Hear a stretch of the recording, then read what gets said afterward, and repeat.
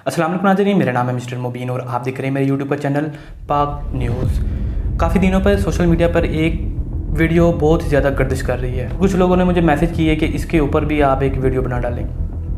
मैंने कहा चलो देखते हैं। बाद पेशावर से दुबई जाने वाली PIA एयरलाइन में एक हैरानकुन मामला पेश आया। वाक़या इस तरह है कि एक बंदा जहाज़ में जब बैठा, पठान बिल्कुल ठीक बैठा हुआ था, तो ये जहाज़ ने टेक ऑफ किया है तो बंदे ने अजीबोगरीब हरकत करना शुरू कर दी है।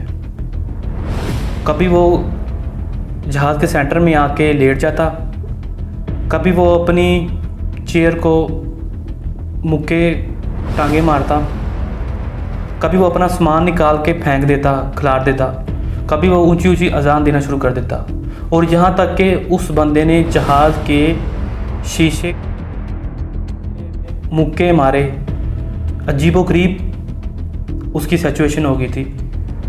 कुछ लोग होते हैं जो बुलंदी पर जाके परेशान होना शुरू हो जाते हैं, मेंटल, जैसे फ़र्स्ट टाइम जहाज़ का सफ़र कर रहे हों तो वो उनके अंदर कोई ना कोई एक डर शुरू हो जाता है। इसी तरह से बंदे के साथ हुआ होगा।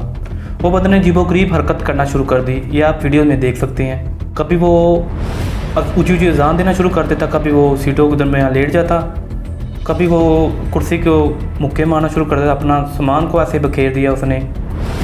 अजीबोगरीब हरकत करना शुरू कर दी। और जितने भी लोग थे वो सारे उस बंदे को देख के हैरान परेशान हो गए थे, ये बंदा क्या कर रहा है, खुद तो मरेगा, हमें भी मरवाएगा। इसी दौरान जहाज़ का अमला आया, उसने इस बंदे को पकड़ा और समझाने की कोशिश की।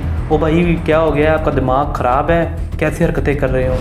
वो बंदा उनके सामने फिर शीशे को टांगे मारना शुरू कर दी। वो जैसे ही उन्होंने इसको दुबई की पुलिस के हवाले कर दिया। दुबई की पुलिस ने उसको पकड़ा है, उसी टाइम नए जहाज़ में बैठा के पाकिस्तान वापस भेज दिया, मुल्क बदल करके पाकिस्तान वापस भेज दिया। कुछ लोग बुलंदी पे जाके अजीब सी कैफियत का शिकार हो जाते हैं। कुछ लोग ड्राइव करते वक्त फ़र्स्ट टाइम के साथ ऐसे वाक़या पेश होना शुरू हो जाते हैं। ये इंसान के अंदर का एक खौफ होता है और मुझे लगता है इस बंदे के साथ भी ऐसा ही हुआ होगा। बाकी अल्लाह बेहतर जानता है। अगर आप लोगों को हकीकत का पता है तो कमेंट करके मुझे भी बताइएगा। तब तक के लिए आप अपने मेज़बान को इजाज़त दीजिए। अल्लाह।